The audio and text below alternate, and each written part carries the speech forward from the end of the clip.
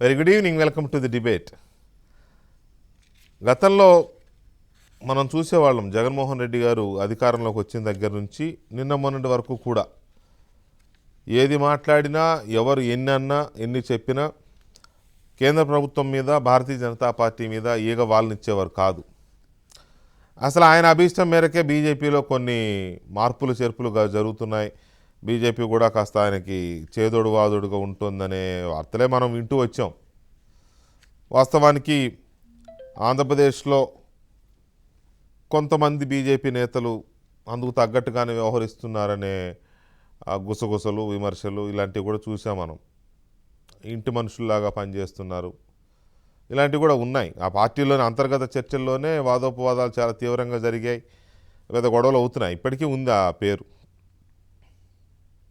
ఇంకో అడుగు ముందుకేసి ప్రభుత్వం వచ్చిన కొత్తలో మేమేం చేసినా కేంద్ర ప్రభుత్వం ఆశీస్సులతోనే చేస్తున్నాం, వాళ్ళు మాకు అన్ని రకాల అండదండలు ఇస్తున్నారు, వాళ్ళకి చెప్పే చేస్తున్నాం అని రాష్ట్ర ప్రభుత్వం, ప్రత్యేకించి అప్పట్లో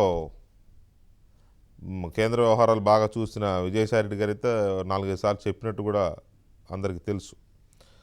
సో బీజేపీ నాయకులతో, కేంద్ర ప్రభుత్వంలోని పెద్దలతో అంతగా రాసుకొని పూసుకొని తిరుగుతూ అన్ని విషయాలు ఇక్కడ ఏం చేయబోతున్నది, ఉదయం లేస్తే రాత్రి పడుకునే వరకు ఏం చేయబోతున్నది చెప్తూ వారి బ్లెస్సింగ్స్తోనే అన్నీ చేస్తున్నామని చెప్పుకున్న అధికార పార్టీ ఇప్పుడు ఎందుకో కయ్యానికి కాలు దూగుతోందా, లేకపోతే కాలు దూగుతున్న నటిస్తోందో అర్థం కావట్లేదు, కానీ కొంచెం మాటలు జారుతోంది బీజేపీ మీద. ఇప్పటి వరకు చంద్రబాబు నాయుడిని ఎలాగైతే తిట్టిపోశారో ఆ రేంజ్లో మొదలైంది కేంద్ర ప్రభుత్వాన్ని.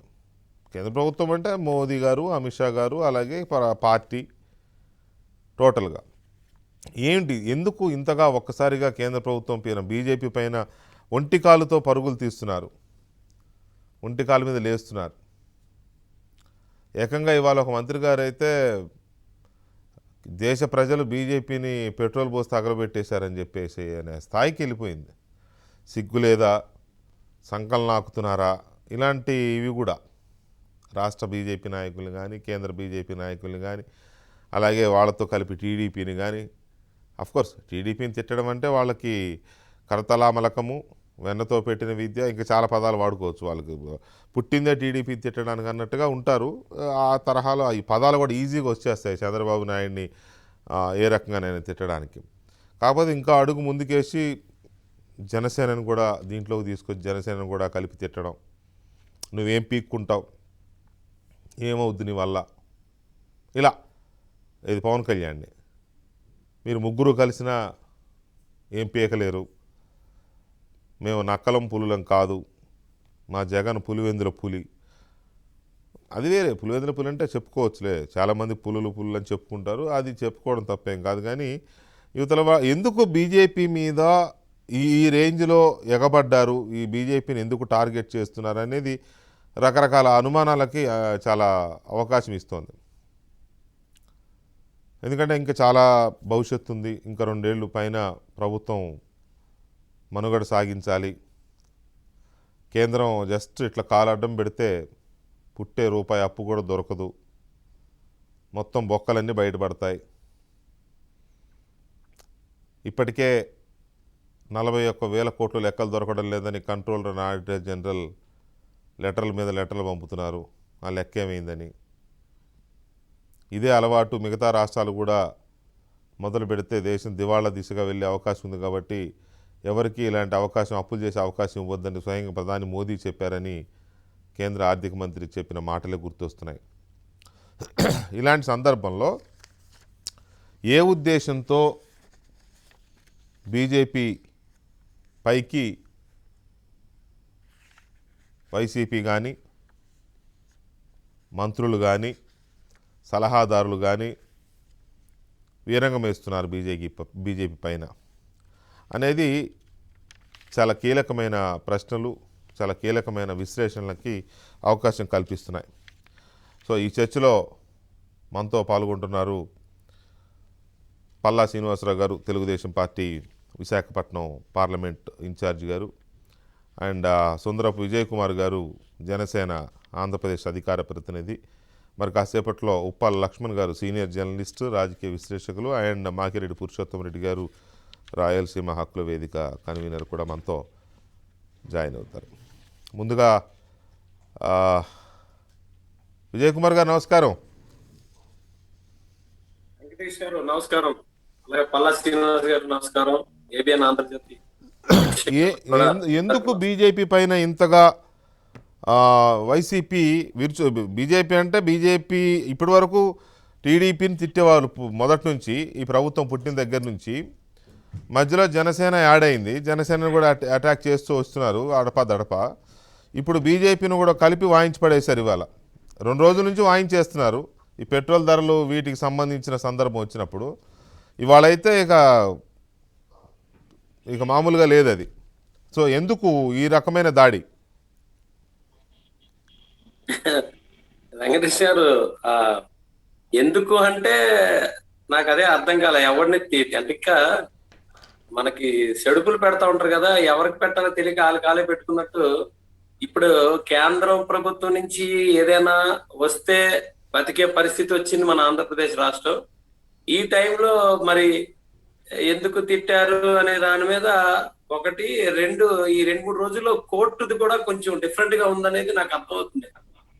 వాళ్ళ పరిస్థితి కూడా డిఫరెంట్ గా ఉంది. కోర్టు పరిస్థితి కూడా చాలా వరకు ప్రూవ్ అయిపోయే పరిస్థితులు వచ్చాయి. లేదా ఆయన ఒక మాట అన్నారు, ఈ 3 పార్టీలు కలిసి ఇచ్చేస్తున్నాయి అన్నారు. మరి ఏంటో ఆయన అంతరంగం ఏంటో తెలియదు కానీ అందరినీ కలిపి ఇచ్చేసాడు మొత్తం. అయితే మీరు అన్నట్టు కొంచెం ఎక్కువ తిట్లు మాత్రం ఈ బీజేపీనే టార్గెట్ చేసి తిట్టాడు. ఎక్కువ మోతాదు మాత్రం బీజేపీకే. మరి ఏమన్నా ఏంటో మరి ఆ అంతరంగం ఏంటో మనకు తెలియదు. మరి ఎక్కువ మాత్రం ఈరోజు వాళ్ళకే ఎక్కువగా తిట్టారు. హిడెన్ ఎజెండా ఏమైనా ఉందా పల్లా శ్రీనివాసరావు గారు బీజేపీ మీద ఎగబడడానికి? అంటే మిమ్మల్ని తిట్టడం పెద్ద పనేం కాదండి. మిమ్మల్ని తిట్టడం అంటే వాళ్ళకి చాలా ఈజీ పని. తిట్టడం కాదు, కొట్టడం కూడా. అదేం పెద్ద అసలు చాలా చాలా ఈజీగా దొరికేస్తారు మీరు. మిమ్మల్ని తిట్టినా మీరు పెద్దగా పట్టించుకోరు. సుందరం విజయ్ కుమార్ గారు నమస్కారం. అందరికీ నమస్కారం. సార్, ఇది బీజేపీని తిట్టడం వెనక ఆంతర్యం అంతా కూడా డ్రామాలు సార్. ఈ డ్రామాలు తప్ప ఇంకే. ఎవరు ఆడుతున్న డ్రామాలు?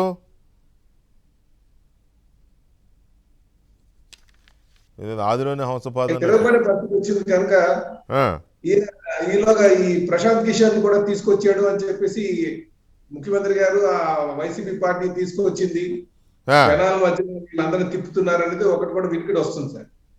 సో వీళ్ళు ఏంటంటే, వీళ్ళు ఏదైతే లాస్ట్ టైం ఎలక్షన్ లో మాటలు ఇచ్చారో, స్పెషల్ కేటగిరీ స్టేటస్ కావచ్చు, లేకపోతే స్టీల్ ప్లాంట్ విషయంలో కావచ్చు, అలాగే కేంద్రం నుంచి తెస్తా ఉన్న నిధులు కావచ్చు, ఇవన్నీ కూడా ఇప్పుడు ప్రజలు నిలదీసే సమయం వచ్చింది కనుక మేము కేంద్రంతో ఇంతకాలం 2.5 సంవత్సరాలు 2.7 నెలలు దోస్తీగా వాళ్ళు అన్ని మాట్లాడుకొని ఇప్పుడు ప్రజలు అడుగుతారు కనుక ప్రజలు మోసం చేసే ప్రక్రియలో ఈ ఒక డ్రామా మొదలు పెట్టారన్నది నా ఆలోచన సార్. ఎందుకంటే ఈ మధ్యన ఆయన మన కేబినెట్ మీటింగ్ లో కూడా ముఖ్యమంత్రి గారు ఒక మాట అన్నారు. ఏదంటే జగన్మోహన్ రెడ్డి గారు ఇలాగా ప్రశాంత్ కిషోర్ టీం వచ్చింది, మళ్ళీ స్టడీ చేస్తుందని. సో ప్రశాంత్ కిషోర్ టీం వచ్చిందంటే ప్రజల యొక్క భావోద్రేకాలని రెచ్చగొట్టడానికి, ప్రజల మధ్య డివైడ్ చేయడానికి, ఇలాగే ప్రజల్ని ఒక పనికిమాలిన విషయం మీద ముడివేసి వాళ్ళ పబ్బం గడుపుకోవడానికి ఈ స్ట్రాటజీస్ లో ఆయన ఆరుతున్నటువంటి దిట్ట సార్. ఈరోజు ఈ రాష్ట్రం ఇలాగ అయిపోవడానికి కారణం కూడా ఇప్పుడు ఎవరిని అడగండి సార్, ఈ రాష్ట్రం 20 సంవత్సరాలు వెనకపోయింది అంటున్నారు. దీనికి కారణం ఈ ప్రశాంత్ కిషోర్. సో ఇందులో కొత్త మోసానికి తెరలేపుతున్నారు వీళ్ళు. అందులో భాగంగానే బీజేపీని తిడుతున్నారు. బీజేపీని తిట్టడానికి తిడుతున్నారు. అలాగే కానీ మీరు గమనించారు, గత 2.5 సంవత్సరాలుగా ఏ రోజు కూడా బీజేపీని అనలే. బీజేపీని అంటే ఏం జరుగుతుందన్న సంగతి వాళ్ళకి తెలుసు.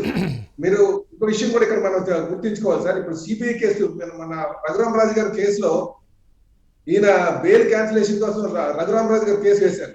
బెయిల్ క్యాన్సిలేషన్ కేసు వేస్తే సిబిఐ ఏమంటుందంటే, జడ్జి గారు మీ స్టాండ్ చెప్పడానికి సిబిఐ అని అడిగితే సిబిఐ ఏమంటుందంటే మీరే నిర్ణయం తీసుకోమని చెప్తుంది. ఎవరైతే కేసు పెట్టారో వాళ్ళే నిర్ణయం, వాళ్ళు కామ్గా ఉంటారంటే జడ్జి నిర్ణయం తీసుకోమంటున్నారు. అంటే వాళ్ళకి అప్పటికే సిబిఐ అంటే సెంట్రల్ గవర్నమెంట్ కంట్రోల్. ఉమ్, అదే క్లియర్ ఇండికేషన్ సెంట్రల్ గవర్నమెంట్ బీజేపీతో బాగా, సెంట్రల్ గవర్నమెంట్ తో అంటే బీజేపీ గవర్నమెంట్ తో వైసీపీ పార్టీ టచ్ లో బాగా ఉందనడానికి అదే నిదర్శనం. ఉమ్, ఈ రోజు మళ్ళీ బీజేపీని తిడుతున్నారు ఈ డీజిల్ అని చెప్పేసి. డీజిల్ రేటు ఇష్టానుసారం తగ్గించడం ఏంటి, మేము తగ్గించినాం, లేకపోతే స్టీల్ ప్లాంట్ అమ్మడం విషయంలో వెళ్ళి ఒక్క రోజు కూడా మాట్లాడింది లేదు అక్కడ. 20 స్పెషల్ కేటగిరీ స్టాటస్ కావచ్చు, 28 మాకు ఫుల్ గా ఎంపీస్ ఉంటే మేము వెళ్ళి పోరాటం చేస్తాం, వాళ్ళు మెల్ల ఓడుతాం అన్నారు, ఏమీ మాట్లాడలేదు. సో నేనేమంటానంటే వీళ్ళు ఒక కొత్త డ్రామాకి, అందులో ప్రశాంత్ కిషోర్ స్ట్రాటజీలో భాగంగా ఒక కొత్త డ్రామా మొదలు పెట్టారండి. ఇది ప్రజలను మోసం చేసే విధానం, ప్రజలు భావోద్రేకాలు రెచ్చగొట్టే విధానం అని నేను అనుకుంటున్నాను సార్. కరెక్టా? అంటే కొంత అది కూడా అనుమానాలకు తావిస్తుంది. ఎందుకంటే ప్రశాంత్ కిషోర్ ఎప్పుడు కూడా ఒక అశాంతి కిషోర్ కదా, అశాంతిని రెచ్చగొట్టే వ్యవహారం కాబట్టి కొంత ఆ రకంగా ఏమన్నా చేస్తున్నాడు. ఎందుకంటే కొడాలి నాని నోటి వెంట మతతత్వ పార్టీ అని బీజేపీని తిట్టడం అనేది కొంత ఆ రకమైన ఇది రెచ్చగొట్టడమే అవుతుంది. మనతో లక్ష్మణ్ గారు కూడా జాయిన్ అయ్యారు. లక్ష్మణ్ గారు నమస్కారం. బీజేపీని ఎందుకు టార్గెట్ చేశారు? టీడీపీని జనసేనని ఇప్పటివరకు తిట్టే వచ్చారు, కానీ బీజేపీని ఒక రేంజ్లో అనమాట, మామూలుగా కాదు. తగలబెట్టారు మిమ్మల్ని ప్రజలు, మీరు చూసే ఉంటారు కదా నాని ప్రెస్ మీట్. ఎందుకు అంతగా ఏంటి దీని వెనకాల ఏదైనా హిడెన్ ఎజెండా ఉండిందంటారా? అంటే ఒకటి నాని భాష అలాగే ఉంటుంది, తగలబెట్టడాలు అని మాట్లాడడం. బీజేపీ అది కాదు కదా. అలా భాష అలాగే ఉంటుంది, తన పద్ధతులు అలాగే ఉంటాయి. కాకపోతే ఏంటంటే అలా మాట్లాడాడు అంటే జగన్మోహన్ రెడ్డికి తెలియకుండా అయితే మాట్లాడి ఉండడు. అంటే అగెనిస్ట్గా మాట్లాడని వద్దా అని అడిగే మాట్లాడి ఉంటారని నేను భావిస్తున్నాను, అడగకుండా మాట్లాడి ఉండడు. అవును.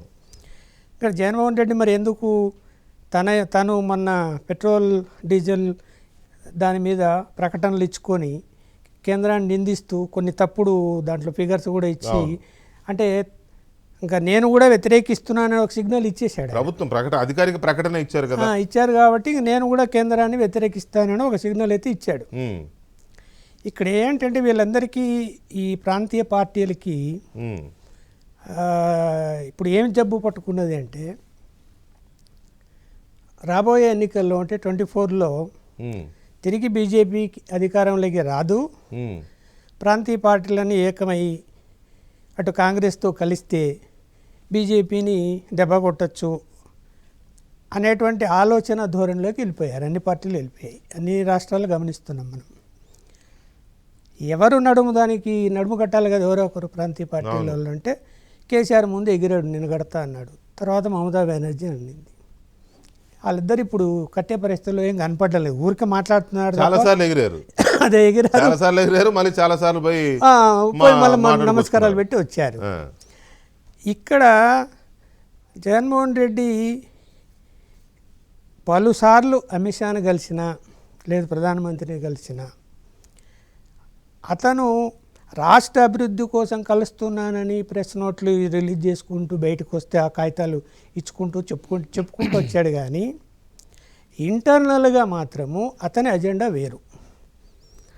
ఆ అజెండా మనం ఊహించవచ్చు. ఒకవేళ వాళ్ళిద్దరి మధ్య ఏం జరిగింది, అమిత్ షా జగన్మోహన్ రెడ్డి మధ్య, లేకపోతే ప్రధానమంత్రి జగన్మోహన్ రెడ్డి మధ్య ఏం జరిగింది అంటే ఇద్దరూ చెప్పకపోవచ్చు, కానీ మనం ఊహించవచ్చు. ఆయనకి ఎన్ని చెప్పినా కూడా ఆయనకు కేసుల మీదకి తరుముకుంటూ వస్తున్నవి. ఇవాళ జరిగిన హైకోర్టులో జరిగిన ప్రొసీడింగ్ కూడా మనం గమనిస్తే కూడా నిన్న ఇవాళ మనకు అర్థమవుతున్నది అక్కడ.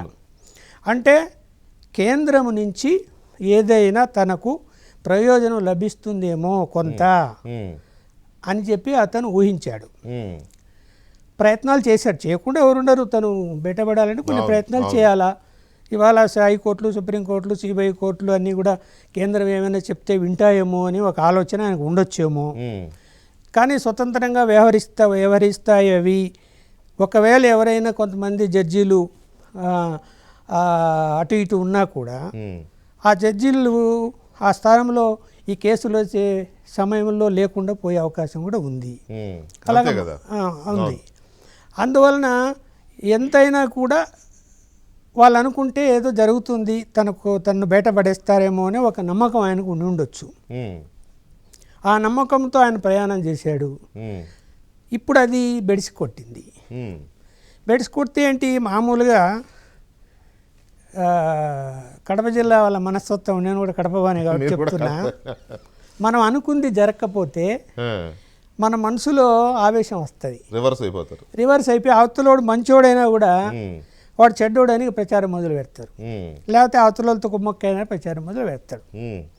ఇక్కడ పాలసీ మ్యాటర్గా బీజేపీ ఈ రోజు వరకు కూడా, చంద్రబాబు నాయుడు అయితే తన యొక్క మహాసభ జరిగిన తర్వాత నేను కేంద్ర ప్రభుత్వానికి మద్దతు ఇస్తానని బహిరంగ ప్రకటించాడు. ఆయన ఇవాళ బీజేపీ వాళ్ళు తీసుకుంటే ఆయన రెడీగా ఉన్నాడు పోవటానికి, దాంట్లో ఏం సందేహించాల్సిన అవసరం లేదు.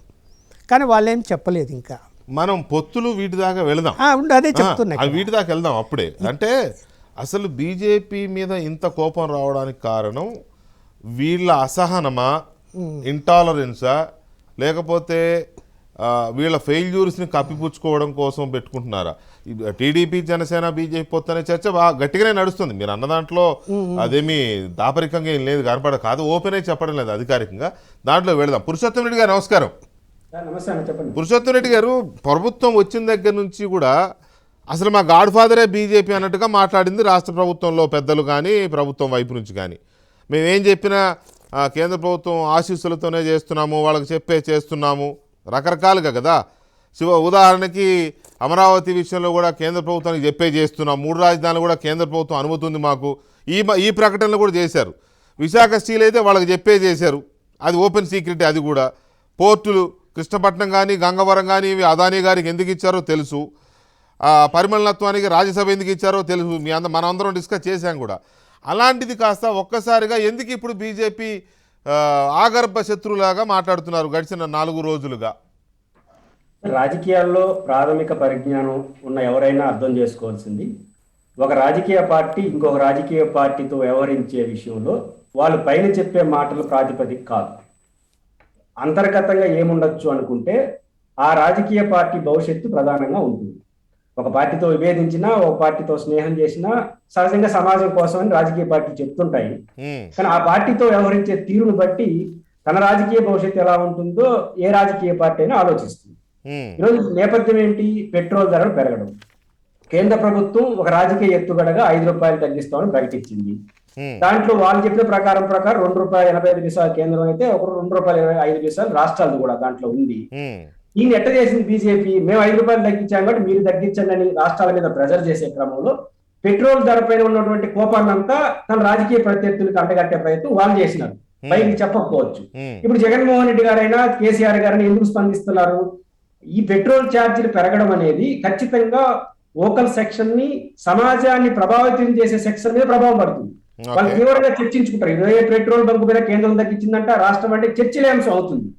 కాబట్టి ఇది ప్రభావితమైన వ్యక్తుల మీద చాలా తీవ్రమైన ప్రభావం పడే సబ్జెక్ట్ కాబట్టి ఒక ఫర్మ్ రాజకీయ నిర్ణయం అంటున్నా, నైతికత అని నేను పక్కన పెట్టేస్తాను. ఒక ఫర్మ్ రాజకీయ నిర్ణయం తీసుకొని కానీ బిహేవ్ చేయకపోతే ఖచ్చితంగా ఎవరికో మేడ చుట్టుకుంటుంది. కాబట్టి వైఎస్ఆర్ కాంగ్రెస్ పార్టీ ఈ పెద్ద సెక్షన్ మీద ప్రభావం పడే విషయం కాబట్టి ఖచ్చితమైన నిర్ణయం ఎవరి మీద తీసుకోవాలి? ఈ విషయంలో చంద్రబాబు నాయుడు గారి మీద ఫైర్ అవ్వాలంటే అది సాధ్యమే పని కాదు. ఎందుకంటే ఆయన ముఖ్యమంత్రి కాదు. ఒకవేళ పాత విషయాలు నెట్టేద్దామంటే ఆయన కాదు, ఇది కేంద్రం మీద ప్రధానమైంది. కాబట్టి అనివార్యంగా బీజేపీ విషయంలో సానుకూలం లేదా ప్రతికూలం నిర్ణయం తీసుకోవాల్సిన అనివార్యత వైఎస్ఆర్ కాంగ్రెస్ పార్టీకి ఈ పెట్రోల్ విషయంలో వచ్చింది. అలా అనివార్యత కారణంగానే ఈ రోజు వాళ్ళు తీవ్రంగా రియాక్ట్ కాకపోతే ఖచ్చితంగా మొత్తం మేడకు రాష్ట్ర ప్రభుత్వం చుట్టుకుంటుంది. పురుషోత్తం రెడ్డి గారు, ఇక్కడ మీరు అన్న పాయింట్ కరెక్టే, కానీ వీళ్ళు అంతగా ఒంటికాల మీద లేవాల్సినంత ఇష్యూ కాదేమో అని. ఎందుకంటే ఆలయాల మీద అంత పెద్ద ఎత్తున దాదాపు 150 వరకు పైచిలకు ఆలయాలని ధ్వంసం చేసినప్పుడు బీజేపీ రథయాత్ర చేస్తాం, లేకపోతే అదేంటి అది ఏమి సార్ సింహాచలం పైనేమో శేషాచలం నుంచి సింహాచలం దాకా రథయాత్ర అని సోమవీర్రాజు గారు ప్రకటించినప్పుడు కూడా వీళ్ళు కిక్కురు మనలేదు, కుక్కిన పేనులాగా పడున్నారు. చివరికి అంతర్వేదికి వెళ్ళి సోమవీర్రాజు అండ్ టీం అక్కడికి వెళ్ళి కాస్త హడావుడి చేస్తే సిబిఐ ఎంక్వైరీ వేయాలనగానే పొద్దున అడిగితే సాయంత్రం వేసేసారు, లెటర్ రాసేసారు వేయండి అని. అంటే అంత సెన్సిటివ్ ఇష్యూలో కూడా కిక్కురు మనకుండా ఉండి దీంట్లో ఏముంది మా చేతుల్లో లేదని మామూలుగా చెప్పొచ్చు, ఓ పత్రికా ప్రకటన ఇచ్చారు, అది సరిపోతుంది. కానీ నానిని పేరు నానిని ఒకరోజు, కొడాలి నానిని ఒకరోజు ఈ రేంజ్లో తిట్ల దండకం అందుకునేలాగా చేయడం అనేది ఏంటి సంకేతం? అంటే ఒకటి మనం ఒక అంశం ప్రజల మీద ఎంత ప్రభావం పడుతున్నది ప్రాతిపదిక. మీరు మతం అన్నది ఎంత సున్నితమైన అంశమో, బీజేపీ ఆంధ్రప్రదేశ్ లో చేస్తున్న వ్యవహారాల పట్ల ప్రజల్లో సానుకూలత లేదు. నిజానికి బీజేపీ చేసే విషయాలన్నీ ప్రజల్లో హిందువులంతా సానుకూలత వస్తే రాష్ట్ర రాజకీయాలు ఉల్టా అయిపోయింటాయి. కాబట్టి ఆంధ్రప్రదేశ్ లో అంత ప్రభావం పడట్లేదు. అంటే రాజకీయ పార్టీ ఎట్లా చూస్తుంది, ఒక విషయం ప్రజల్ని ఎంత ప్రభావితం చేస్తుంది అన్నది ప్రాతిపదిక. పెట్రోల్ ధరలు ప్రభావితం చేసినట్టుగా ప్రజల్ని బీజేపీ చెప్పిన మతం విషయం ప్రభావితం కాల. కాబట్టి ప్రభావితం ఎక్కువైనప్పుడు ఆ రేంజ్ లో రియాక్ట్. కాబట్టి ఇంకో సమస్య కూడా ఉంది కదా, ఇప్పుడు రాష్ట్రంలో జనసేన యాక్టివ్ గా ఉంది, తెలుగుదేశం యాక్టివ్ గా ఉంది. ఇప్పుడు బీజేపీని ప్రథమ ముద్దాయిగా నిలబెడితే వైఎస్ఆర్ కాంగ్రెస్ పార్టీకి 2 ప్రయోజనాలు. ఇప్పుడు జనసేన బీజేపీ నుంచి బయటకు రాలేదు, వాళ్ళకి తీవ్రంగా విమర్శించారు, జగన్ నే టార్గెట్ చేయగలరు. తెలుగుదేశం పార్టీ కూడా డైరెక్ట్ గా బీజేపీని జగన్ అనే టార్గెట్ గా లేదు, కానీ బీజేపీయే మొత్తానికి కారణం అని చెప్పితే ఈ 2 పార్టీలు కూడా అంత టార్గెట్ కావు కదా.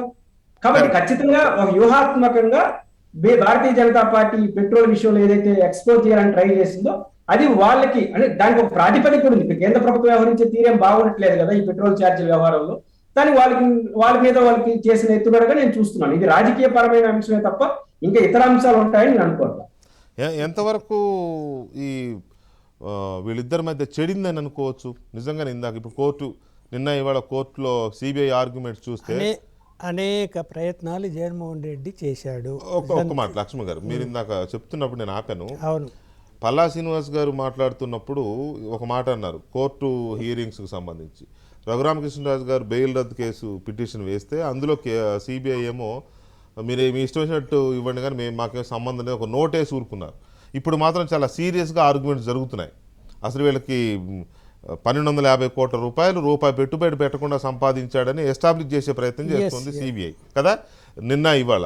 ఇది మరి ఎంత దూరం వెళ్తుందో తెలియదు. రఘురామకృష్ణరాజు వేసిన పిటిషన్ పొలిటికలైజ్ అయింది. పొలిటికల్, అవును, ప్యూర్లీ పొలిటికల్. ఇప్పుడు కేంద్రంలో ఉన్నటువంటి ప్రభుత్వము, బీజేపీ ప్రభుత్వము పొలిటికలైజేషన్ యాక్సెప్ట్ చేయదు నాకు తెలిసినంత వరకు. మనకేం మట్టి అంటుకోకూడదు, వాళ్ళు కొట్టుకుసావాలి. చట్టపరంగా ఏం జరగాలన్నా ఇది జరగని, అక్కడ ఏమైనా లొసుగులు ఉన్నాయా, అక్కడ ఏమైనా తేడాలు ఉన్నాయా అనేది గమనిస్తూ దాన్ని సరి చేసుకొని ముందుకు పోయే పరిస్థితి కనిపిస్తుంది. అది మనకు స్పష్టంగా కనిపిస్తున్నది. ఎట్టి పరిస్థితుల్లో అవుట్ ఆఫ్ 11 or 12 కేసుల్లో 3 కేసెస్లో ఇబ్బంది అయితే ఉంది జగన్మోహన్ రెడ్డికి. అది ఎవరైనా ఆ కేసులు పరిశీలన చేసేటువంటి నిపుణులు ఎవరైనా చెప్పగలుగుతారు. అందువలన ఆ భయం అయితే ఆయనకు పుట్టుకుంది.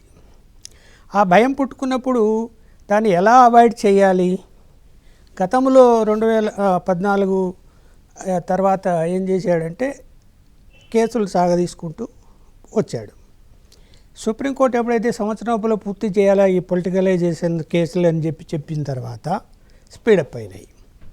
స్పీడప్ అయిన తర్వాత సరే వాళ్ళకు కూడా ఏంటంటే ఎప్పటి నుంచో ఉన్నటువంటి న్యాయ వ్యవస్థలో మార్పులు చేర్పులు ఏం చేయాలి, అవి కొంత పేరుకుపోయి ఉంటుంది. ఇది కాంగ్రెస్ కల్చర్తో ఉన్నటువంటి సిస్టమ్.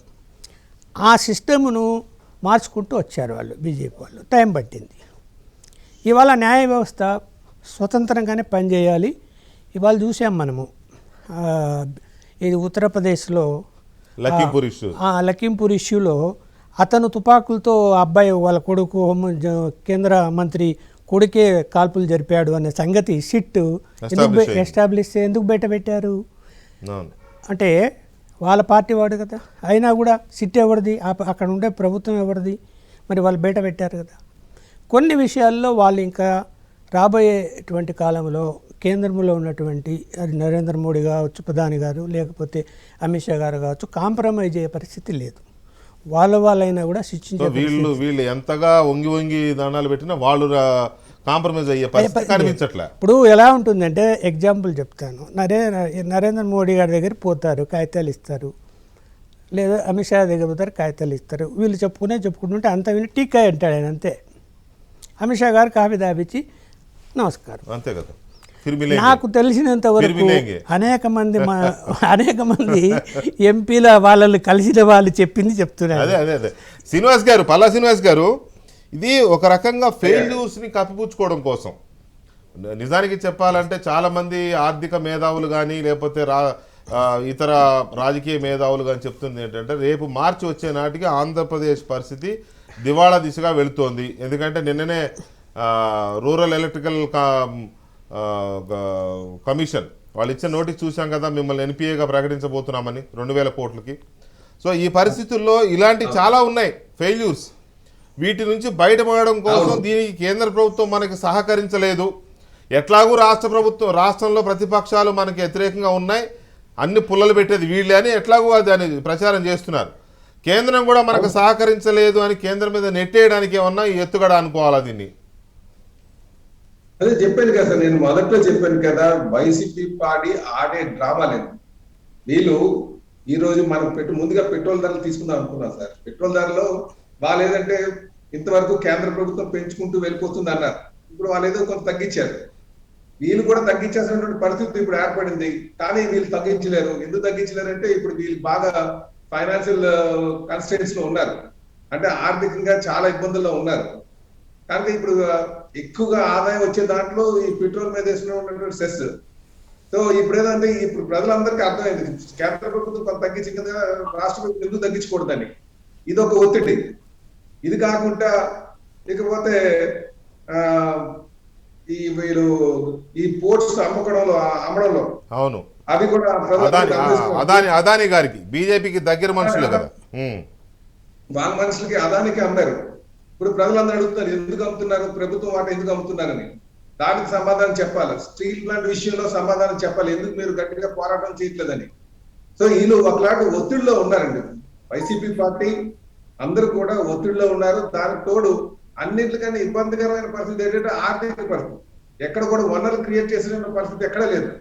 ఇంతవరకు ఏదో అక్కడ చేసి ఇక్కడ నుంచి ఏదో తిమ్మిని బొమ్మ చేసి ఏదో మొత్తానికి ఆ డబ్బులు తీసుకొచ్చి మొత్తానికి పంచుతున్నారు తప్ప ఎక్కడ ఎసెట్ క్రియేషన్ లేదు, సంపద సృష్టించడం లేదు. సో దీంతో ఏంటంటే ఒకలాంటి ఒత్తిడిలో ఉన్నారు. ఈ ఒత్తిడిని ఇప్పుడు తెలుగుదేశం అనడానికి దానికి తెలుగుదేశం అనడానికి అంత స్కోప్ లేదు. కేంద్ర ప్రభుత్వాన్ని ఉన్నటువంటి బీజేపీతో తిడితే బాగుంటుంది, ఎందుకంటే వాళ్ళు మా దగ్గర వనరులు ఆర్థిక వనరులు ఇవ్వట్లేదు. ఎందుకంటే టీడీపీని ఆర్థిక పరంగా తినడానికి ఏం లేదు. టీడీపీ ఏం చేస్తుంది కనుక బీజేపీ ఆర్థిక పరంగా మాకు సహకారం అందించలేదు కనుక వీళ్ళు తినడం మొదలెడితే స్ట్రాటజీ బాగుంటుందని ఒక కొత్త డ్రామా తెర తీశారు అనుకుంటున్నానండి. ముఖ్యంగా ఇందులో ఈ ప్రశాంత్ కిషోర్ అయితే ఖచ్చితంగా ఉంటాడు, మీకు డౌట్ పడక్కర్లే. అది ఈయన ఒకవేళ నిజంగా లేకపోయినా అది ఉన్నట్టుగానే భావించాల్సి వస్తుంది మనం, ఎందుకంటే అంత పగడ్బందీ రచన నడుస్తుంది కాబట్టి. మరి లేకపోవడానికి ఏం ఉండదు లేండి సార్, ఎందుకంటే వీళ్ళు కంప్లీట్ గా ఆయన మీద డిపెండ్ అయ్యారని చెప్పేసి ప్రజలైతే అందరూ అనుకుంటున్నారు. ఆయనే చెప్పాడు కదా, నేనైతే మీరు భావించదు. జగన్మోహన్ రెడ్డి గారే చెప్పారు కదా, ప్రశాంత్ కిషోర్ ఈ నెల నుంచి మొత్తం తిరుగుతాడు, మీ పర్ఫార్మెన్స్ కూడా తెస్తాడని ఎమ్మెల్యేలకు వార్నింగ్ ఇచ్చాడు కదా. అవునండి. సో మీరు ఏదంటే నెపాన్ని పక్కదో పట్టించడానికి, వీళ్ళకున్న ఇబ్బందులు పక్కదో పట్టించడానికి వీళ్ళందరి పార్టీలను తిట్టడం మొదలెట్టారని చెప్పేసి, ఇలాగే పవన్ కళ్యాణ్ గారిని తిట్టారు అనుకోండి, కొంచెం కొంత ప్రజలు డైవర్షన్ లో ఉంటారు. ఇంతవరకు కూడా చాలా ఫ్రెండ్లీ బీజేపీతో ఉండి ఇప్పుడు తిడుతున్నారేంటి అన్న ఒక డౌట్ మనకు వచ్చింది కదండి. అలాగే ప్రజలందరినీ కూడా దానికి ముడేసి వీళ్ళు పబ్బం గడుపుకునే పరిస్థితిలో ఉన్నారని నేను అనుకుంటున్నాను. రైట్. శ్రీనివాస్ గారు ఒక్క నిమిషం. విజయ్ కుమార్ గారు, ఇందులో ఎందుకో వీళ్ళ స్టాండ్ చూస్తూ ఉంటే మెల్లమెల్లగా ఒక్కొక్కటి వీళ్ళకి చేయి దాటిపోతున్నట్టు కనపడుతుంది. ఇప్పుడు అమరావతి ఉంది, 3 రాజధానులు అయ్యే పరిస్థితి లేదు. కోర్టులో కూడా తీర్పు వీళ్ళకి వ్యతిరేకంగానే వస్తుంది, ఎందుకంటే అక్కడ లీగల్గా కనపడే అవన్నీ కూడా ప్రభుత్వానికి వ్యతిరేకంగానే ఉన్నాయి కాబట్టి మళ్ళీ అమరావతి రాజధాని అవుతుంది. అలాగే వైజాగ్ స్టీల్ విషయంలో కూడా కొన్ని కేసులు వేస్తున్నాయి, కొన్ని పిటిషన్లు పడున్నాయి, అవి కూడా కొంత గట్టిగానే ఉన్నాయని చెప్తున్నారు. అయితే వైజాగ్ స్టీల్ విషయంలో కానీ లేకపోతే ఫైనాన్షియల్ మ్యాటర్స్లో కానీ, అప్పుల విషయంలో కానీ, రాష్ట్రం యొక్క వైఫల్యాల విషయంలో కానీ, అభివృద్ధి లేకపోవడం కానీ, పోలవరం విషయంలో కానీ, వీటన్నిటి విషయంలో ఇప్పటి వరకు జగన్మోహన్ రెడ్డి ఫెయిల్ అవుతున్నాడనే ముద్ర నుంచి బయటపడి ఇవన్నీ జనసేన, బీజేపీ, టీడీపీ ఇప్పుడు తోడు కలిసింది, ముగ్గురు కలిసి నాశనం చేశారని చెప్పడం కోసం నేను ఎత్తుగడేశాడా, వేస్తున్నారా వీళ్ళు? ఎందుకంటే ఇప్పుడు జనసేన, బీజేపీ పొత్తు పార్టీలు, ఈ మధ్య జనంలో జరుగుతున్న చర్చ ఏంటి? ఈ మూడు పొత్తు పెట్టుకుంటాయి, టీడీపీ కూడా కలవబోతుందని కదా చర్చ. సో ఈ మూడు కలిసి ఇవి మొత్తం నాశనం అయిపోవడం కారణం వీళ్ళే. మేము బాగానే ఉన్నాం, దూరంగా బీజేపీకి మేము పోరాడుతున్నాం చెప్పుకోవడానికి ఏమన్నా ఈ రకమైన ఎత్తుగడ వేస్తున్నారు అనుకోవాలా? వెంకటేష్ గారు, ఇక్కడ నాకు ఒక విషయం కనపడుతుంది ఏంటంటే, మరో పలసిన అన్నట్టు కానీ, లేకపోతే మీరు ఇక్కడ ప్రశాంత్ కిషోర్ స్ట్రాటజీ స్టార్ట్ అయ్యింది. అది పాయింట్ నెంబర్ 1. 100% ఆయన డైరెక్షన్ స్టార్ట్ అయింది. ఇక్కడ సింపతి గెయిన్ చేయడం కోసం అందరూ కలిసి నా మీద పడిపోతున్నారు, నేను చాలా ఉత్తముణ్ణి అనే స్ట్రాటజీ స్టార్ట్ చేశారని నాకు అనిపిస్తుంది. వీళ్ళందరూ కలిసి ఒకటే, వీళ్ళందరూ కలిసి నన్ను ఫెయిల్ చేశారు తప్పితే నేను చాలా ఉత్తముణ్ణి అనేది ఒకటి నాకు కనపడుతుంది. అంటే ఈయన నిజంగా ఫెయిల్యూర్ కాదు, కానీ వీళ్ళందరూ డ్రామాలు ఆడి నన్ను ఫెయిల్ చేశారనే ఫీలింగ్ ప్రజల్లోకి తీసుకురావాలని వాళ్ళ అభిప్రాయం, వాళ్ళకున్న ఉద్దేశంలాగా కనపడుతుంది. దాని ద్వారా ఆయన ఫెయిల్యూర్ అయ్యాడనేది జనాల్లోకి వెళ్ళింది అనేది ఆయనకి చాలా క్లారిటీ ఉంది.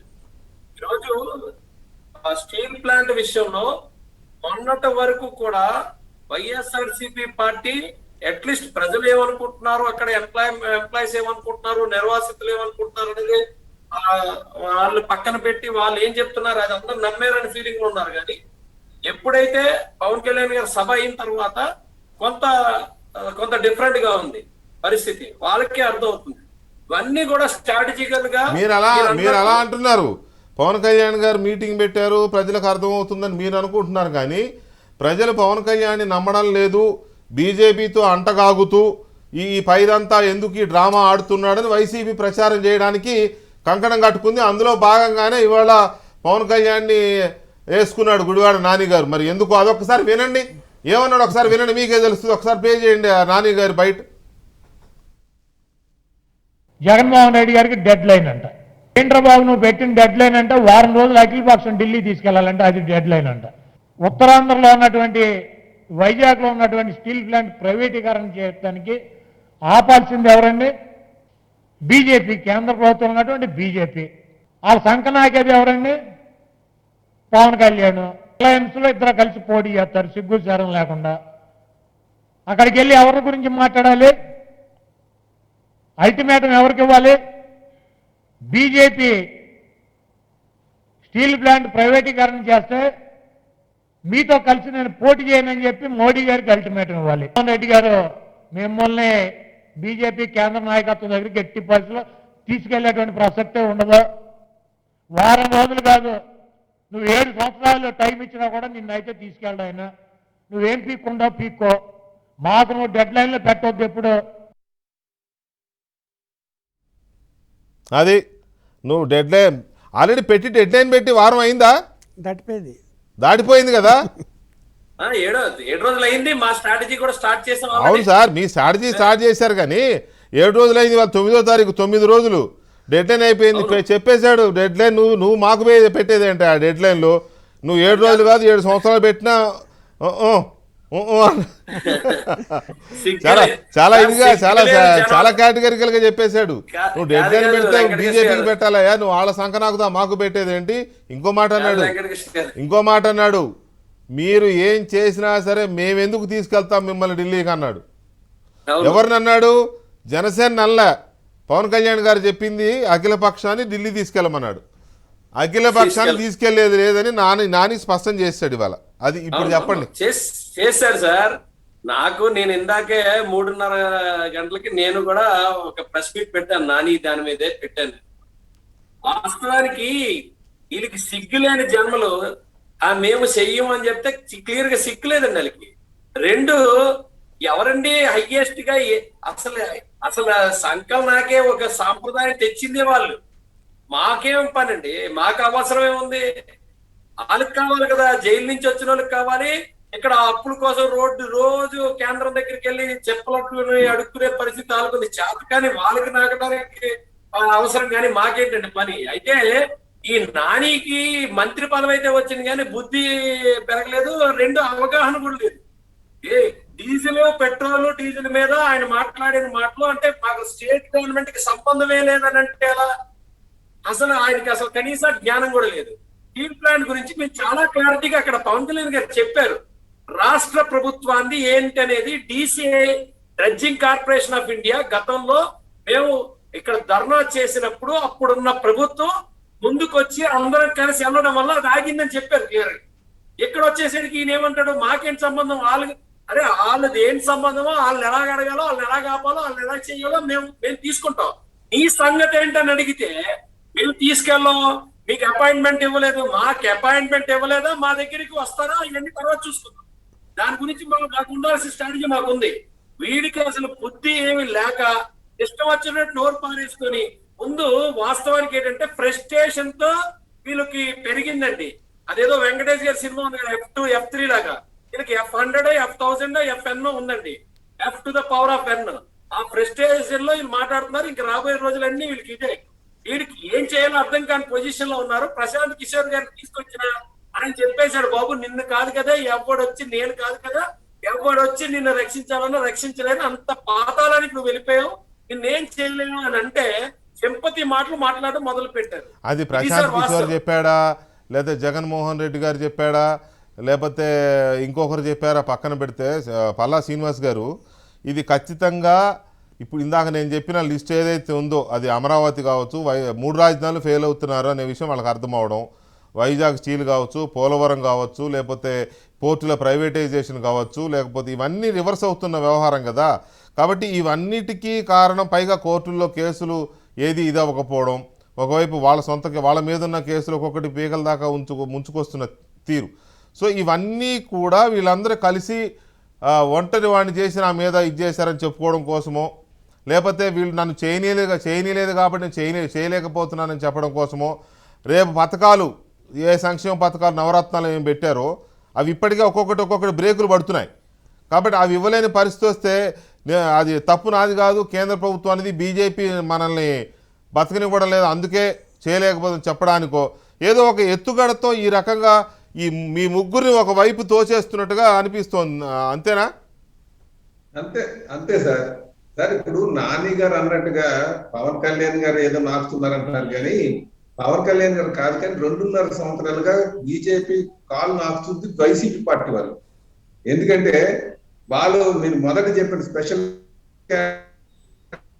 కేటగిరీ స్టేటస్ తీసుకుందాం, ఒక్కరోజు రాలే. స్టీల్ ప్లాంట్ కోసం సుమారు 1,00,000 మంది ఉపాధి కోసం మేము దీక్ష చేసాం, కార్మిక వర్గాలు చేస్తున్నాయి. నిన్న మొన్న పవన్ కళ్యాణ్ గారు వచ్చారు, వీళ్ళందరూ కూడా ప్లాంట్ కాపాడుకోవడంలో ఆలోచిద్దాం. వాళ్ళు వస్తే వీళ్ళకి ఏంటంటే ప్రాబ్లం, వీళ్ళు కూడా కలిసి అఖిల పక్షాన్ని తీసుకెళ్ళడానికి వీళ్ళకి వచ్చినటువంటి ప్రాబ్లం ఏంటండి, వీళ్ళు కేవలం బీజేపీ చేస్తుంది కదా, బీజేపీ వెళ్ళి మాట్లాడుతున్నారు. బీజేపీ కాదు, ఇది సెంట్రల్ గవర్నమెంట్ పాలసీ 82లోనే పెట్టుకున్నారు, 89, 92లో. అప్పటి నుంచి కూడా ప్రైవేటైజేషన్ పాలసీ ఉంది, దాన్ని స్టేట్ గవర్నమెంట్లు ఆపుతున్నాయి. ఈ రోజు స్టేట్ గవర్నమెంట్ నిమ్మక నీరెత్తినట్టు ఉంది కనుక, ఈ వైసీపీ ప్రభుత్వం నిమ్మక నీరెత్తినట్టు ఉంది కనుక అన్ని పొలిటికల్ పార్టీస్ కలిపి పోరాటం చేస్తున్నాయి. నిజంగా మీకు చిత్తశుద్ధి ఉంటే మీరు బీజేపీ అక్కడ సెంట్రల్ గవర్నమెంట్ పిఎం దగ్గర తీసుకెళ్ళండి ఒక నాయకుడు అడిగితే ఆయన మీద నిందలు ఎందుకంటే మీరు చెప్తున్నట్టు ఒక ఫ్రస్ట్రేషన్ వెళ్తుంది. ఎందుకంటే స్టీల్ ప్లాంట్ విషయంలో ప్రజలందరూ వ్యతిరేకంగా ఉన్నారు, వైజాగ్ 3 క్యాపిటల్ విషయంలో అందరూ వ్యతిరేకంగా ఉన్నారు, అలాగే గంగవరం పోర్ట్ విషయంలో అందరూ వ్యతిరేకంగా ఉన్నారు. సో వీళ్ళందరినీ కూడా ఈ ప్రజల వ్యతిరేకత ఇంకా పెరుగుతుంది. వాళ్ళ వ్యతిరేకతని కవర్ చేసుకోవడానికి కొంచెం పేరున్నటువంటి నాయకుల మీద ఏదో బురద జల్లితే దానికి అంటే మనోభావాల్ని ఇంకో దానికి ముడివేసేయడం, డైవర్ట్ చేయడం. అలాగే ఈ రోజు మీరు డీజిల్ తీసుకున్నారు, డీజిల్ సెంట్రల్ గవర్నమెంట్ ఏదో తగ్గించింది,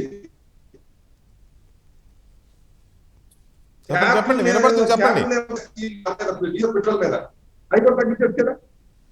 ఇప్పుడు రేపు ప్రజలు అడుగుతారు ఖచ్చితంగా, క్యాపిటల్ నిర్మాణం అనేది ఏమీ లేదు, ఆ 4 రూపీస్ తగ్గించవచ్చు కదా అని.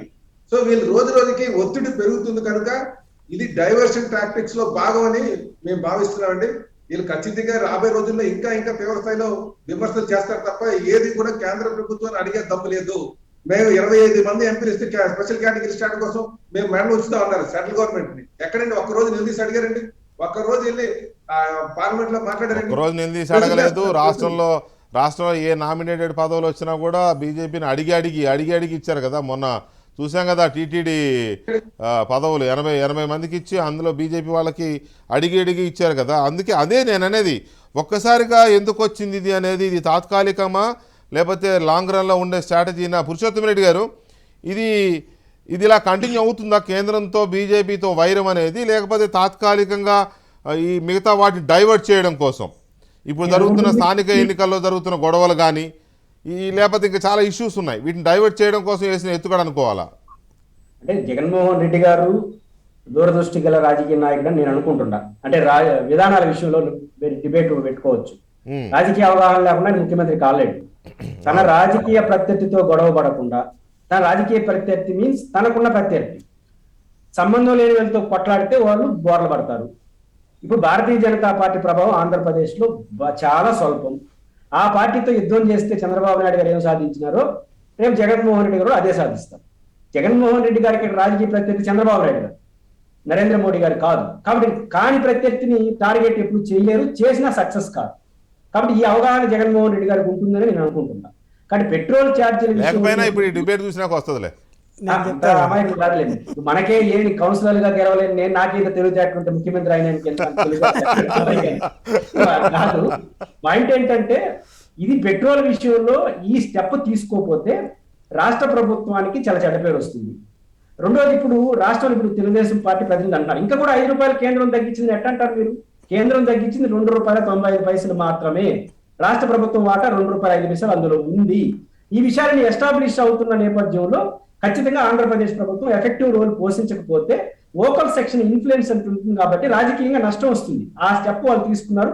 పెట్రోల్ ఛార్జీల వరకే ఇది ఉంటుందని నేను అనుకుంటున్నాను. ఎందుకంటే ఇది కంటిన్యూ ప్రాసెస్ అయితే రేపు నరేంద్ర మోడీ గారు, రేపు తిరుపతికి అమిత్ షా గారు వస్తున్నారు, ఆ సమావేశాన్ని బాయ్కాట్ చేసిండే వాళ్ళు జగన్ గారు. ఎందుకు బాయ్కాట్ చేయలేదు? ఇది శాశ్వతంగా బీజేపీతో గొడవ పెట్టుకునే ఉద్దేశం జగన్ గారికి ఉంటుందని నేను అనుకోను. ఉంటే ఇంకా సమస్య ఉంది, అన్నిటి మీద స్టార్ట్ చేస్తారు, ప్రత్యేక హోదా అన్నిటి మీద స్టార్ట్ చేస్తారు. అదే నాకు కూడా అదే అనిపించింది, ఏంటబ్బా ఇంత ధైర్యం అని. క్యాప్షన్ కూడా అదే పెట్టుకున్నాను అందుకే. అంటే నేను అంటుంది ఏంటంటే ఏదైనా సరే రాజకీయంగా ఆ సందర్భాన్ని బట్టి బిహేవ్ చేస్తారు తప్ప ఉండదు. అయితే బీజేపీతో వీళ్ళు టార్గెట్ ఎట్లా చేయగలుగుతారంటే ఇప్పుడు జనసేన తెలుగుదేశం పార్టీ ఎత్తుగడలు పట్టుకొని ఉంటాయి. ఇప్పుడు విశాఖపట్నం నుంచి పవన్ కళ్యాణ్ గారు ఎన్ని మాట్లాడినా కేంద్రాన్ని గట్టిగా అడగకుండా రాష్ట్ర ప్రభుత్వాన్ని టార్గెట్ చేస్తే ఆ రాజకీయం సక్సెస్ కాదు. ఎందుకంటే జగన్మోహన్ రెడ్డి గారు ఎలాంటి వాళ్ళనే కావచ్చు, కేంద్రంతో కొల్యూడు కూడా కావచ్చు, కానీ ప్రైవేటీకరణ చేసేది ఎవరు? కేంద్ర ప్రభుత్వం. దాన్ని ప్రశ్నించకుండా జగన్ గారిని ప్రశ్నించి ఎట్ట సాధ్యమవుతుంది? ప్రజలు ఎట్లా యాక్సెప్ట్ చేస్తారు? ఇది ప్రాథమికమైన అంశం. నేను అనుకుంటుంది ఖచ్చితంగా పెట్రోల్ ఛార్జీల విషయంలో వరకే ఉంటుంది, అదర్ దెన్ రాజకీయ విషయాల్లో ఉండదు. మీరు అన్నదాని ప్రకారం తీసుకున్నా కూడా ప్రైవేటైజ్ చేస్తున్నది కేంద్రమే కాబట్టి రాష్ట్ర ప్రభుత్వం తన బాధ్యతగా ఇక్కడ నుంచి అందరినీ ఒక టీమ్గా అఖిలపక్షాన్ని తీసుకెళ్ళండి అని పవన్ కళ్యాణ్ అడిగారు, చంద్రబాబు నాయుడు గారు కూడా అడిగారు కదా. ప్రభుత్వం లీడ్ చేస్తే అందరం వస్తాం, కలిసి వెళ్దామని. ఇప్పుడు అదే కదా, ఈ వారం రోజుల్లో చెప్పండి అని అన్నారు. వారం దాటిపోయింది, నువ్వేవాడా బాగా చెప్పడా మేము తీసుకెళ్ళమని ఆయన అన్నాడు.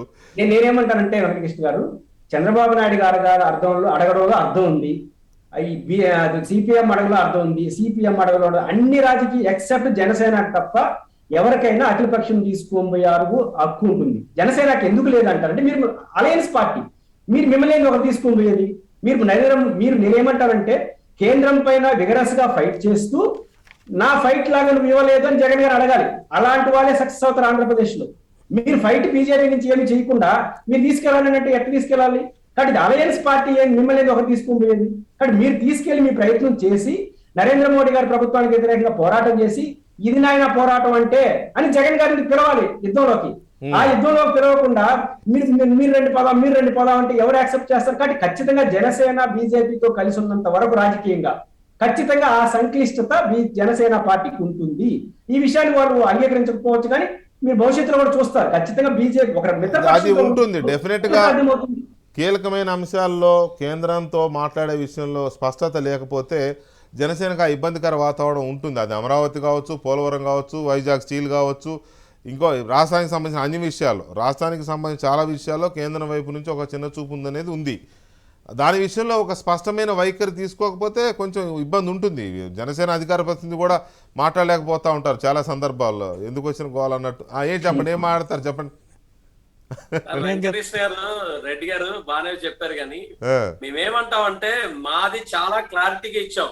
ఏంటది? 100% మేము స్టాండ్ అయ్యాము ఈ స్టీల్ ప్లాంట్ మీద. మా స్టాండ్ మేము కేంద్ర ప్రభుత్వానికి ఇచ్చాం, పార్టీకి కూడా ఇచ్చాం, బాబు మా స్టాండ్ ఇదే అని. అయితే ఇక్కడ విషయం ఏంటంటే ఆంధ్రప్రదేశ్ రాష్ట్ర ప్రభుత్వం అనేది 100% ఇక్కడ కీలకం. అందరం కలిసి వెళ్దాం అని చెప్పి చాలా క్లారిటీగా మనం అడిగాం. అంటే మేము అలా అడిగామంటే మేము పోరాటం చెయ్యమని కాదు, అది మీరు గమనించాలి. పోరాటం చెయ్యమా చేస్తామా మేము చాలా క్లారిటీగా ఉన్నాం. 1 వీక్ ఎందుకు టైం ఇచ్చామంటే బాబు మీ మాటలన్నీ కట్టి పెట్టండి, అందరం కలిసి వెళ్ళినప్పుడు ఒక రిప్రజెంటేషన్ చాలా స్ట్రాంగ్ గా ఉంటది, అందరం కలిసి వెళ్దామని అడిగాం. అడిగినప్పుడు వాళ్ళ స్టాండ్ ఏంటి అనేది బయటికి తెలియదు కాబట్టి మేము చాలా క్లారిటీగా 7 రోజులు అయిపోయింది కదా, ఇక్కడి నుంచి మేము చూపిస్తాం ఏంటనేది మా స్టాండ్. ఇక్కడి నుంచి మీరు అంటున్న అన్ని కూడా, మీరు ఎక్స్పెక్ట్ చేస్తున్న అన్ని కూడా మేము చూపిస్తాం. అప్పుడు ఆటోమేటిక్ గా వాళ్ళు వస్తారో లేకపోతే సస్తారో అనవసరం మాకు వైఎస్ఆర్సీపీ పార్టీ. ఈ పరిస్థితి మాత్రం మేము చాలా క్లారిటీగా ఉన్నాం. ఫస్ట్ ఇక్కడ చాలా క్లారిటీగా బయటికి తెలిసింది ఏంటంటే ఎవడు ఎలా వచ్చినా మాకు అనవసరం, ఎవడు ఎలా వచ్చినా మాకు అనవసరం. ఈ స్ట్రాటజీ మాత్రం మేమైతే ఏదైతే అగ్రెసివ్ వెళ్ళమని చెప్పి వైఎస్ఆర్సీపీ బయటపడింది. ఆ రోజు మీరు అన్నట్టే కనుక మేము పోరాటం చేసేసి మీరు వెనకాతలు రండి అని ఉంటే ఇలాంటి ద్వంద్వ వైఖరిని బయటికి పెట్టకుండా వాళ్ళు కప్పుపుచ్చుకోవడానికి మేమే అవకాశం ఇచ్చేవాళ్ళం. 100% ఈ రోజు స్టీల్ ప్లాంట్ అనేది దీన్ని ప్రైవేటీకరణ చేస్తుంది. పోస్కో లాంటి కంపెనీలు తీసుకొచ్చి దాన్ని ముందుకు తీసుకెళ్ళింది వైఎస్ఆర్సీపీ పార్టీ. దొంగ నాటకాలు ఆడుతుంది వైఎస్ఆర్సీపీ పార్టీ. ఇవన్నీ కూడా ఈరోజు ఎస్టాబ్లిష్ చేసామంటే అది ఒక జనసేన మాత్రమే చేసి. సార్ మీరు అన్న దాంట్లో ఎవరికి డౌట్ ఏం లేదు, అది చాలా బహిరంగంగానే అందరికీ తెలిసిపోయింది. అది స్టీల్ ప్లాంట్ని పోస్కోక ఇవ్వాలని అనుకోవడము, 100% ప్రైవేటైజ్ చేయాలని కేంద్ర ప్రభుత్వం అనుకోవడము, దానికి తెర వెనుక కథ ఎవరు నడిపారు, పైగా ఆ 7,000 ఎకరాలను కూడా దాన్ని అమ్మకానికి పెట్టాలని, అది కూడా బంధువులు వాళ్ళే కొనాలని, అదొక దాన్ని ఏమంటారు స్పెషల్ పర్పస్ వెహికల్ ఏదో పెట్టాలి, ఆ పర్పస్ వెహికల్లో వీళ్ళ కంపెనీలు కూడా ఉండాలి. ఇవంతా ఎస్టాబ్లిష్ అయింది. ఇదేమీ ఎవరికి తెలియని రహస్యాలు లేవు. రాష్ట్ర ప్రభుత్వం యొక్క సలహాలు సంప్రదింపులు. ఇంకోటి కూడా కేంద్ర ఆర్థిక మంత్రి గారు స్పష్టంగా చెప్పారు కదా పార్లమెంట్లో, అవునండి, ప్రతి విషయం ఎప్పటికప్పుడు రాష్ట్ర ప్రభుత్వానికి తెలియపరుస్తూనే ఈ వ్యవహారం ముందుకు సాగించాం అని చాలా స్పష్టంగా చెప్పారు రాజ్యసభలో. కాబట్టి తెలియకుండా జరిగిందనే అంటలే. వైసీపీ ఎంతగా కేంద్ర ప్రభుత్వానికి సహకరించిందో జనసేన కూడా బీజేపీని అంతగా క్షమిస్తూ అనే పదం వాడకూడదేమో కానీ చూసి చూడనట్టు వదిలేస్తోందేమో అనేది పురుషోత్తమ రెడ్డి గారి మాటల్లో అది ధ్వనించింది.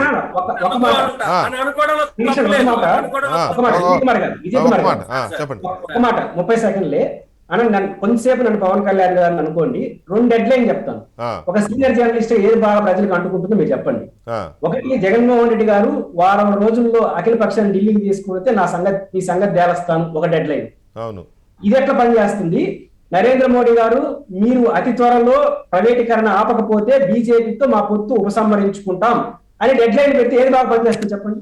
ఆంధ్రప్రదేశ్ ప్రజల శ్రేయస్సు దృష్ట్యా, ఆంధ్రప్రదేశ్ ప్రజల కోసం, ఆంధ్రప్రదేశ్ అభివృద్ధి కోసం అయితే రెండో డేట్ అయినా కరెక్ట్. రెండో స్టేట్ వెంకటేష్ గారు నేను అంటుంది ఒకటి, సినిమా స్టార్టింగ్ లోనే సినిమా క్లైమాక్స్ ఎక్స్పెక్ట్ చేస్తే ఎలాగా? ఇందులోని అందరి క్యారెక్టర్లు ఎస్టాబ్లిష్ చేయాలి కదా. ఇందులోని ఎవడు తప్పు చేశాడు అనేది ఎస్టాబ్లిష్ లేదంటే రేపొద్దున కాదండి, మీరు క్యారెక్టర్లు ఎస్టాబ్లిష్ కాదండి సార్, వాస్తవం వెంకటేష్ గారు. ఎందుకంటున్నానంటే నేను అనేది ఏంటంటే మీరు అన్నది మీ పాయింట్ ఆఫ్ వ్యూలో మీ వ్యూహం ప్రకారం మీది కరెక్టే కావచ్చు, కానీ మీరు క్యారెక్టర్లు ఎస్టాబ్లిష్ చేయడం కోసం అక్కడేమో వైజాగ్ స్టీల్ కార్మికులేమో రోడ్ల మీద తిని రోడ్ల మీద పడుకొని నానా ఇది ఇబ్బందులు పడాలనా? ఇక్కడేమో మిమ్మల్ని అందరినీ, నాట్ ఓన్లీ జనసేన, మిమ్మల్ని అందరినీ నమ్ముకొని ఉద్యమం చేస్తున్న అమరావతి రైతులేమో కాళ్ళు బొబ్బలు ఎక్కుతుంటే పాపం లేడీస్ మహిళా రైతులు 100 కిలోమీటర్ పాదయాత్ర చేయాలనా? ఇదా ఎవరు అంటే వీళ్ళని ఎస్టాబ్లిష్ చేసేది?